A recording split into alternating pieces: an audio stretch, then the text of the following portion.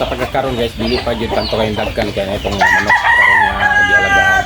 Pero nianay na po'y gisunod nato nga atong dugang nini atong mga alaga. O mas dagkan na sila kay ni ining ato karon. Tao na dagkan kayo tanin atong mga manok. Pero dagkang nyanyo kanato kay gusto pong silang magpaliwat og mga manok nga Rhode Island. Kay ganahan sila sa mga manok nga magsigira sila itlog, dili man kini lumlum kini siya mga manok, magsigira gyud sila itlog basta insakto pod ang imong pag-alaga pagpakaon kanila nya. Ang imo pong pagkaon nga imong ipakaon kanila beer pod mo ni ang mga pagkaon sa gipanggamit sa mga white meal nga mga manok.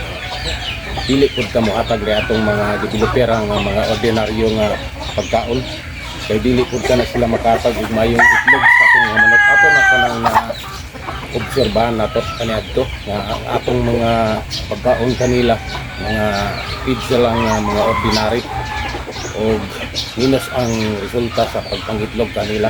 Pakaitlog man sila pero dili jud sama ni karagkan sa basta mga liyo nga pagkaon ang atong ihatag kanila.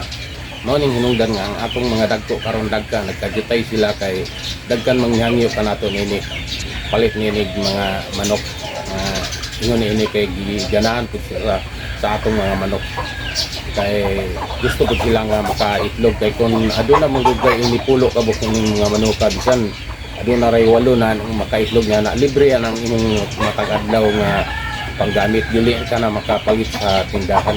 Nindot kayo yun nga magbuhi ra sa mga manok nga mag-itlog. Dili siya pareho sa mga native nga mga manok nga logi jud ka kay mulumluman kining mga native nga mga manok. Dili man jud ka pareho ning mga manok nga steady jud siya pang-itlog. Ay kini gud silang mga manok guys, ang pag-itlog yun nila dili jud ka mga steady jud siya nga oras nga mao gyapon yan dumdumon.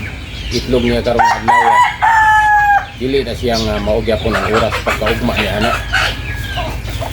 Wala nga naay panahon pud nga sibrada jud ang atong mga itlog kay ingon man siya ni ana.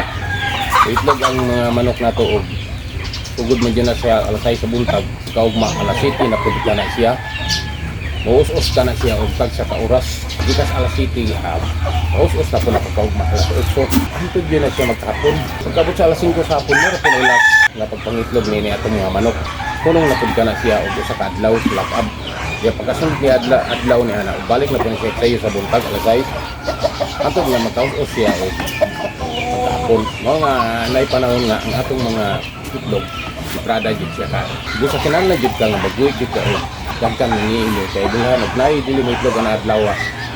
Akel sirba nga maka itlog pud na ni ana.